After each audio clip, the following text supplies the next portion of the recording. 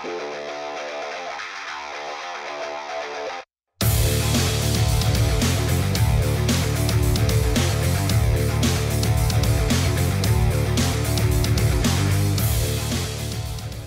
everybody and welcome to this edition of the SoCal Prep Report. Rich Estrella, along with Randy Rosenblum and Bob Gibson. Happy you joined us today. We are coming to you from San Bernardino, the home of Cajon High School. The Cowboys, fellas. Cowboys, that's right. Man, look at the backdrop. You want to pan over there and take a look at the backdrop of this place?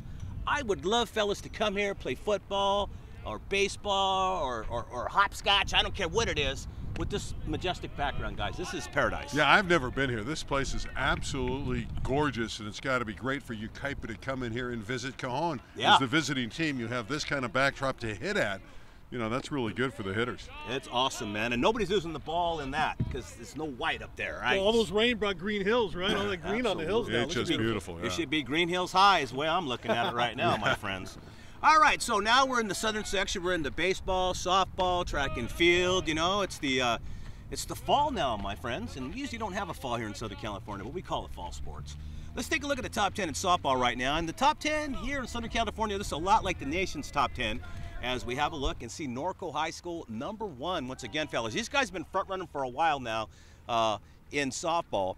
They're followed by Huntington Beach, who's followed by Great Oak, Santiago of Corona. #5 is Los Alamitos High School. They got a great program. Santa Margarita scrapping early. They're in the top 10 at #6. Olu #7. So you got great representation already from the Trinity League. Are you shocked? No. ML King is 8. Valencia of Valencia is #9. And, of course, Ayala in the 10th slot, fellas. And softball's alive and well in SoCal, guys. Well, it's all Inland Empire and Orange County for the most part, but Yes. isn't it always that way? I really like what Santa Margarita's done this year. Boy, they were a young team a year ago, kind of took their lumps. Head coach John Fitzpatrick and his Eagles are really rolling right now. That says a lot when you do that in the Trinity League. And I like Valencia. That program's been great for a lot of years in the Foothill League. Every year you can count on the Valencia Vikings to do some really good things, and they're up in our top 10, so that's not a shock either. Fellas, that top 6 actually can't go wrong, interchangeable. Anybody can grab the big ring here in Southern California and possibly the nation if they can continue their role like Norco has, fellas. And again, that's why they're the front runner. We'll see what happens. There's a lot of competition out there, and every year somebody always jumps out of nowhere and causes trouble, which is great. We love that, right? Havoc. And I want to talk a little bit about the LA City section. You know me, that's all right. Kind of Is a that your pundit. thing? Yeah, I'm into the He's city into it. section. We love the city section.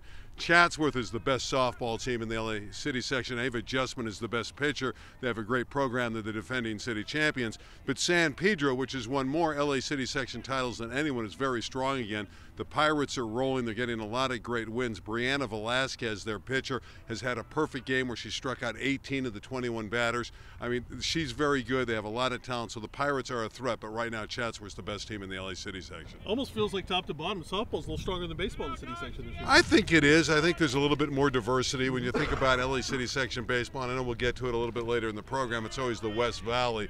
At least in softball, you have the Marine League, and they're always dangerous in softball and the West Valley. But there is a little bit more diversity. So a few more schools have a chance to win in softball compared to the baseball. I got to tell you something, man.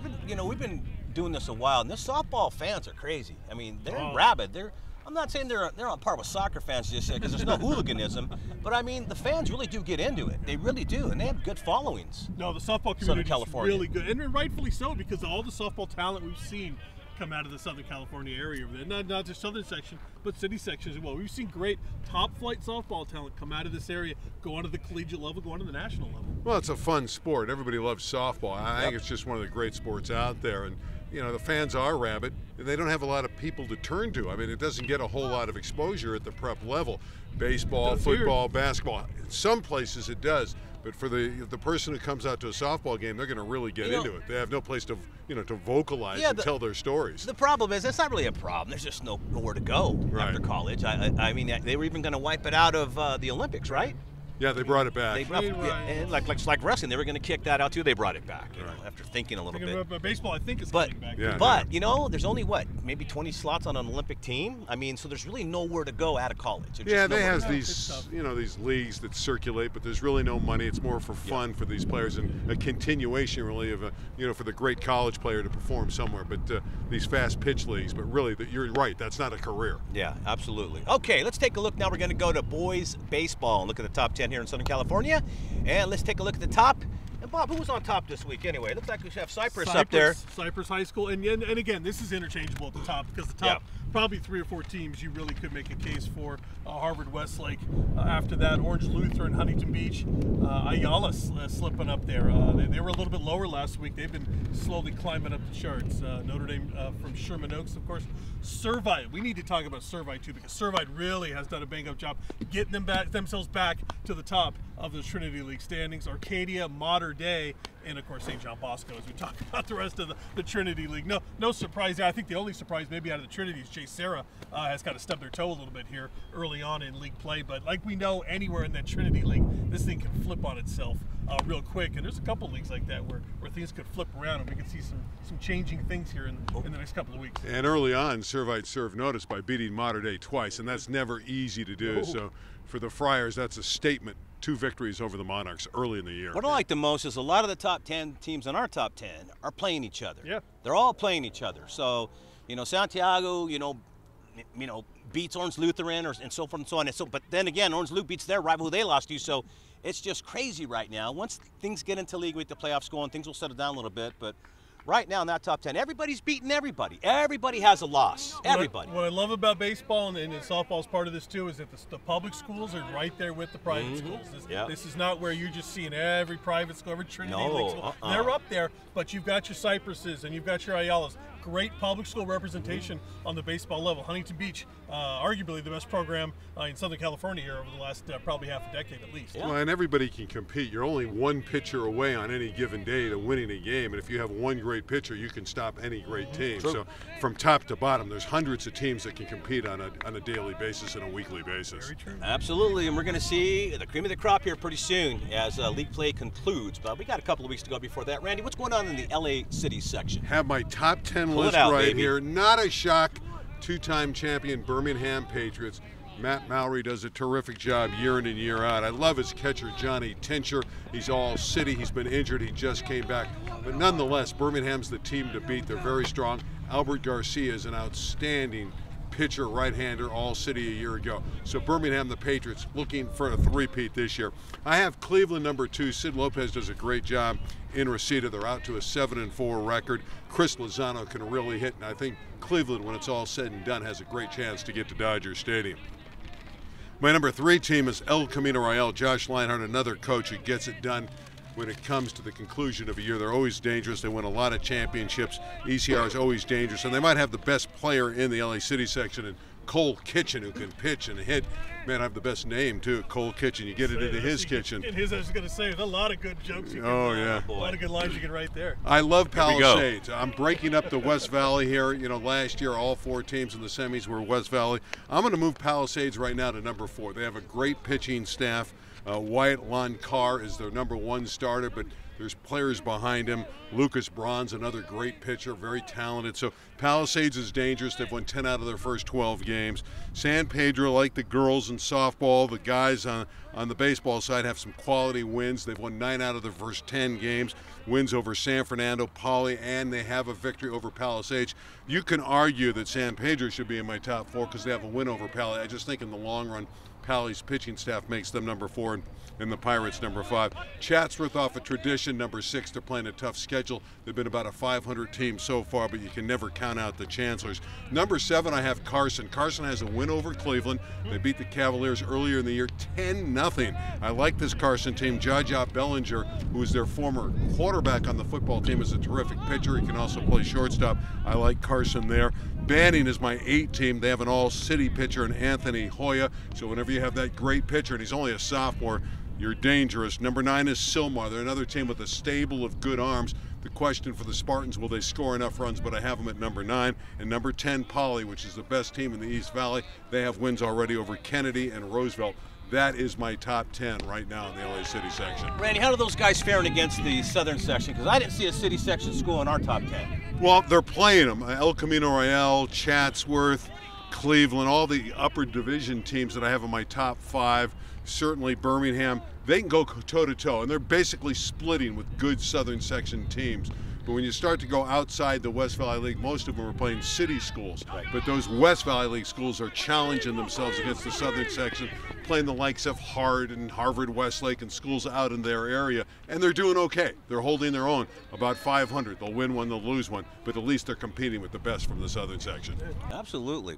All right, a couple weeks ago when the CIF Southern section, actually the state, so it included all 10 sections in California, we didn't have time to go over the girls. And Randy, it's interesting to see now that, the San Fernando High School, the girls won state this year. The number 3 team in the state was Birmingham, and the number 8 team was Monroe. So you have 3 teams in the state that finished in the top 8 in California, and that's just weird.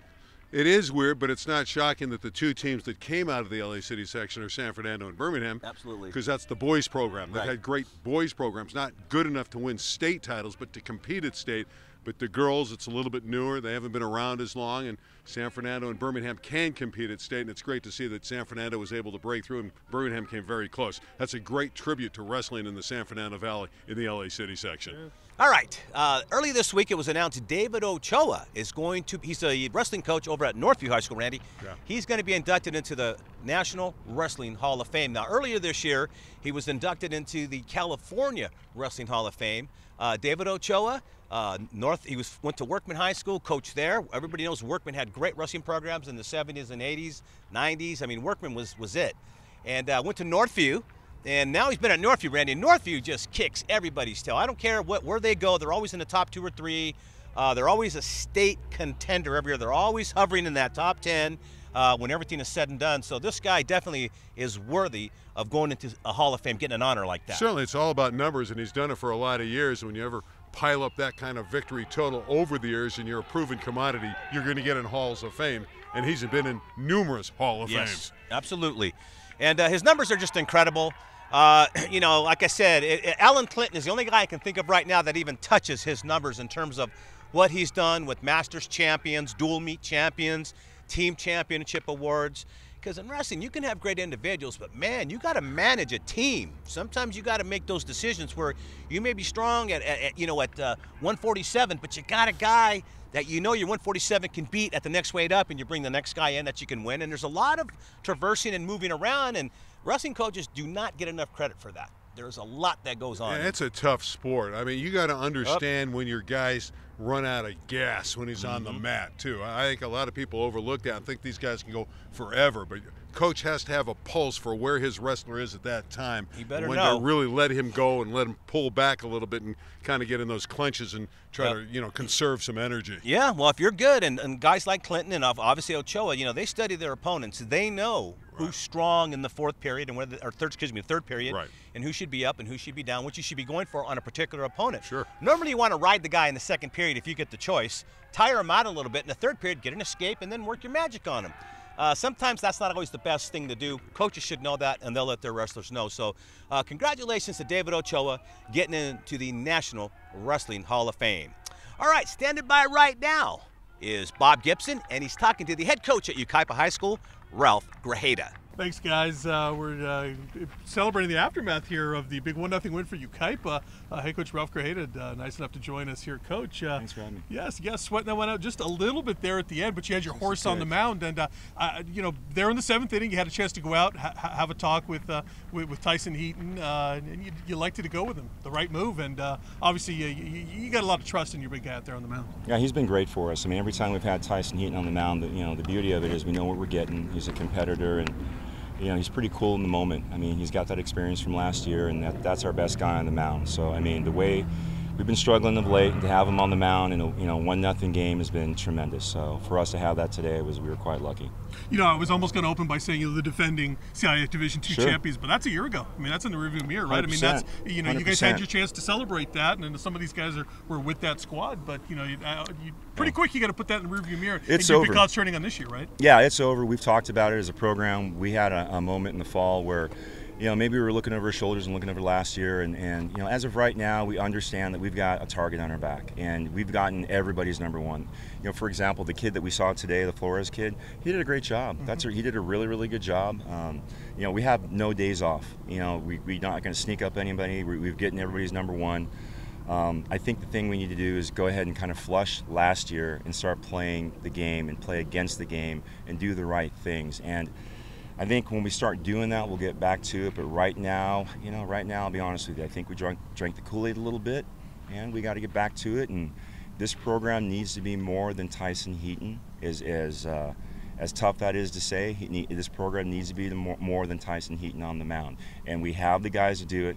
We are very talented. We returned 7 of the 9 starters, and we can do it. It's going to be a matter of refocusing and wanting to do it. Is that your style as a coach, to really be frank with these guys and tell them, hey, look, straight up, I need more out of you? This is my third year coaching high school, 18 college, so yeah, I don't mince words. I give it to them black and white. They know that.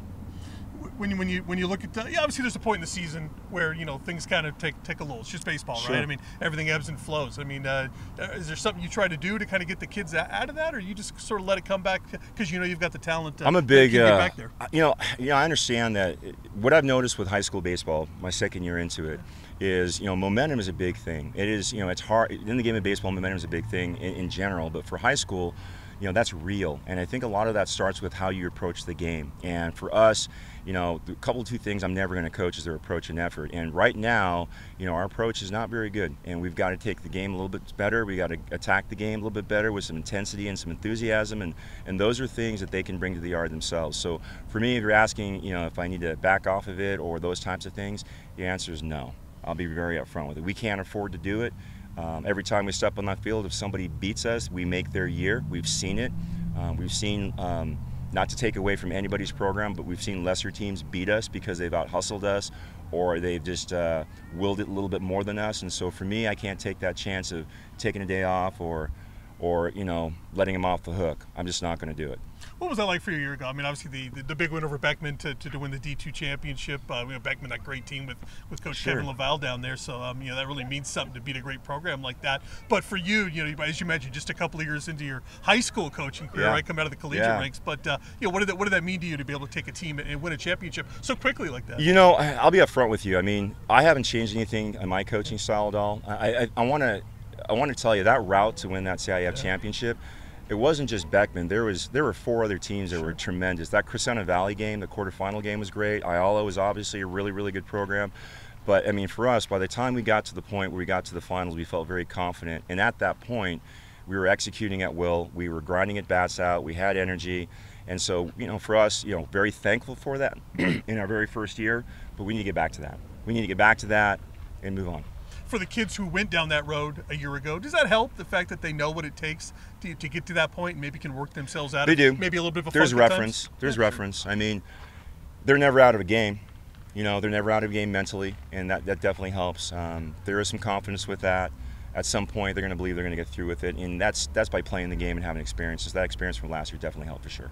It's high school. It's 16, 17-year-old kids. Sure.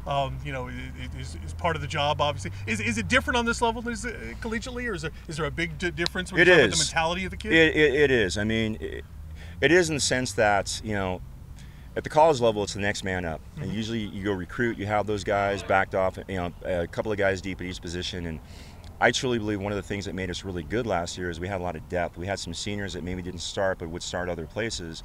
And for us right now, we need to have the mentality of, going ahead and taking guys' jobs if they're not ready to go. So asking me if it's different, yes, it is. It really is different. The other piece is, you're dealing with men a little bit, and they're going to grind a little bit more. And like you mentioned, the emotional part of the game's tough. It's a learning experience. It's a learning thing with high school, and we're going to get it. And we're very talented, and I really, be honest with you, once it clicks, I really feel we're going to take off. Well, there's no doubt. I mean, this is a talented group. It's a right talented here. group. It really is. Absolutely. Coach, we wish you luck the rest of the way. Appreciate that. We're going to talk to your big horse here. Okay, all right. In just a second Yeah, he did a great job. Welcome in right here, Tyson Heaton. Congratulations. Thank you, sir. Obviously, it's got to make you feel good that your coach came out here. You gave up that leadoff double there in the seventh, but you're able to work out of it. It means a lot for a coach to come out and say, "Hey, you're my guy out here, right?" Absolutely, absolutely. To know that he has my back through it all, absolutely. What was your you're kind of cruising along here. You've only given up like 4 or 5 hits in the game. You're really starting to dominate Cajon out here. What's it like? You get just a little bit of trouble there at the end. You get a great play by your shortstop to kind of save that one. What's your way of thinking getting through that 7th inning? Just to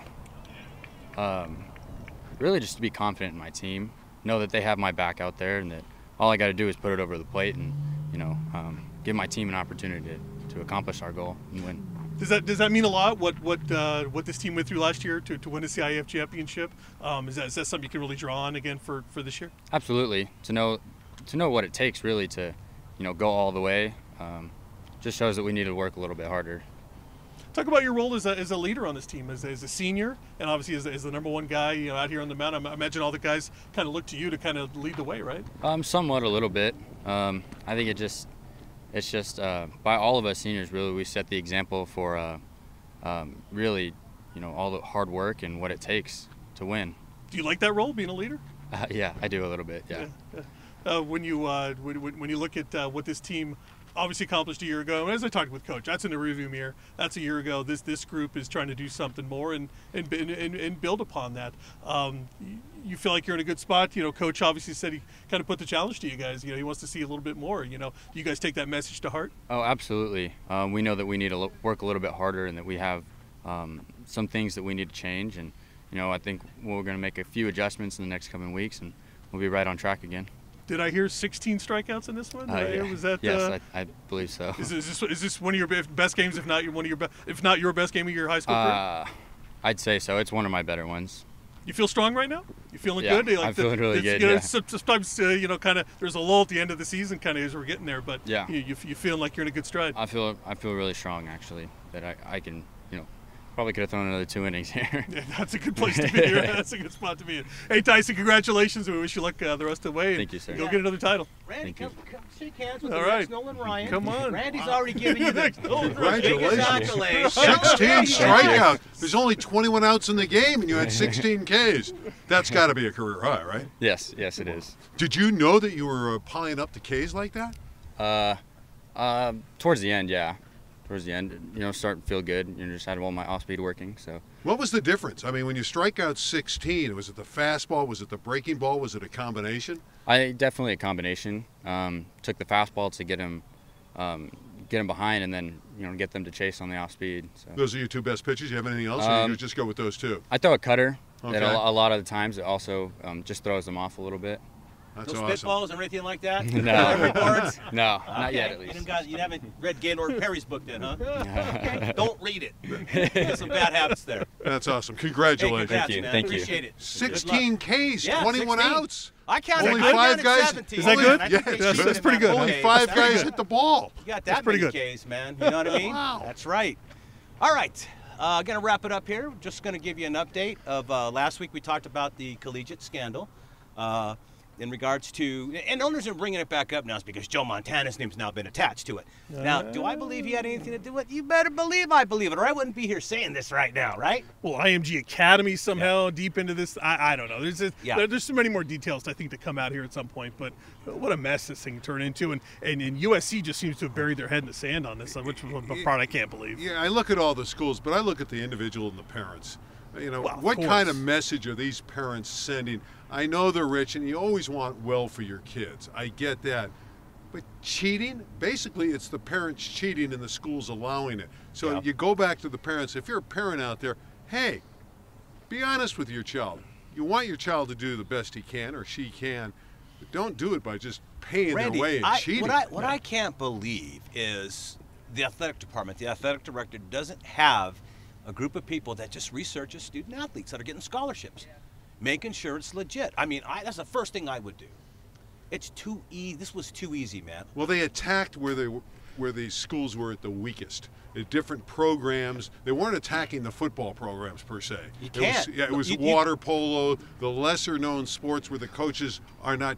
Water polo is one of the covered. top sports at USC. Water polo is a huge deal at USC. It's a big sport to the people in water polo, but it's overlooked by the masses. Right. Let's be honest. He's right. He's right, Bob. Nobody's really looking at water polo. Crew was another place where they. Hey, I mean, I worked on the Olympics and I worked in crew. I mean, Listen, I love the sport, but notice, again, it's overlooked. You notice the only two sports not mentioned in any of this is football and basketball, and that's because they make a ton of dough. And if you're a head coach of a football program or a basketball program Division I, you must win to keep your job, man. You got to keep the alumni happy. Well, there was a kid who they tried to get on a basketball thing. He was actually 5'5", and they said he was 6'1". I don't know how they were going to try to get away with that one. That tells you right. Dude. Especially when he went out on the court. Wait a minute, he looks a little short for 6'1". No, he was injured and never played. So let's get on to the new names now. Berkeley's part of it. We already know Stanford, USC, San Diego State. UCLA but we got was Wake in it. Forest, Yale. And let's just go down the line. And there's going to be quite a few other schools. More. There's just tip of the iceberg I think right it's now. everybody, man. So here we go. The biggest offenders were the soccer teams and the crew teams. Even USC has a rowing team. Well, Stanford's got a great rowing program too. But yeah, it's Where are you again rowing? you attack the lesser sports when you're buying in like that. It doesn't matter because these people aren't really playing sports. So you don't want to actively go after a football or a major basketball program. You say, hey, if I give you a few $100,000, can I be on your water polo or crew team? And it goes under the radar. And these really aren't scholarship sports either. So you're not talking about having a scholarship anywhere. You're just saying, hey, I just need a place on a roster somewhere so I can get into the school. But here's the big problem for everybody that took bread. Taxes, brother. Everybody evaded taxes because this was all cash in a brown paper bag. Supposedly it was a donation, and did they try to write it off? Boy, I hope not. think this is the IRS's dream. They're going to come after a lot of people and get some extra dough. Yeah, they're going to get some back taxes too. They're going to get some penalties and everything else in there. So this thing is going a lot deeper. But I was disappointed to see that Montana. I know he was trying hard to get his son tryouts with different teams, and I understand. He's got the name. He can do that. But when you're told no by Division II and III, you're not good enough. You probably just don't have it. And do you think Lynn Swan? I don't want to pile on, but Lynn Swan just seems like he didn't know any of this was going on. I almost believe it because I think Lynn Swan couldn't care less maybe about what the water polo or crew teams are doing. He's so focused on football and basketball and trying to get those teams back up at he's USC, focused on football right? and basketball. He ain't doing a very good job, is he now? Well, you can say that about a lot of guys in the Pac-12. His critics would have their way right now, but maybe that's exactly the point: is that your athletic director at your school's not paying attention to every sport across the board. And I think it's tough to lay it on Swan because it's tough to oversee everything. I mean, there's got to be other people that help out. Which is why his assistant athletic director was apparently the one. He needs a private investigator, man. That's what he needs to do. Oh, boy. Look, if I'm an AD at a Division I school now, I'm backtracking. I'm going by and I'm looking at everybody. Upside down, sideways, backwards, forwards, Yes, you have to now. I have to find out because you know what rolls downhill and it's going to hit us eventually. So we got to get ahead of it if I'm an athletic director. Well, and just admit it. That's the good news. Now people have to be aware. It's all about awareness. Now when people come with some cash, you got to be sure that it's on the up and up. Yeah. You can't just buy your way in. Awareness is the key now. It's out there. No school has any excuse for people buying their way into an athletic The one thing that got me, some CEO of some widget company paid $6 million for 2 or 3 of his kids to get in. Now, one got in, I believe. The other one didn't. There was 2 of them. I'm not sure if it was UC Davis or what, but one kid got in, one kid didn't. Again, it was a sports situation. But if you got $6 million to throw at somebody, all you got to do is give that bread to the chancellor and say, I'm going to buy a building, and by the way, my kids are part of the deal. And you get in, grades or no grades.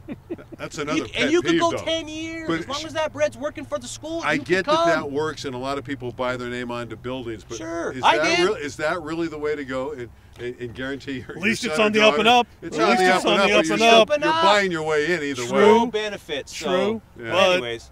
Life look, isn't fair. Let's there's be gonna honest. be No. And I know Bob Gibson's going to disappear real soon because I know you're in part of the scandal, Bob. You were a liaison, a middleman. You have access to all these high school kids and all this college stuff. I got myself on the USC crew team.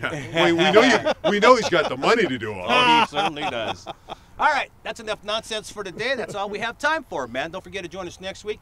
By the way, I'm wearing shades today because I've been in Las Vegas for like a week. Uh-oh. So being out during the day is just not working right now, man. I'm here. It's me. Anyways, on behalf of Randy Rosenblum, Bob Gibson, Richard Stracy, and so long, my friends here. SoCal Prep Report. See y'all next week.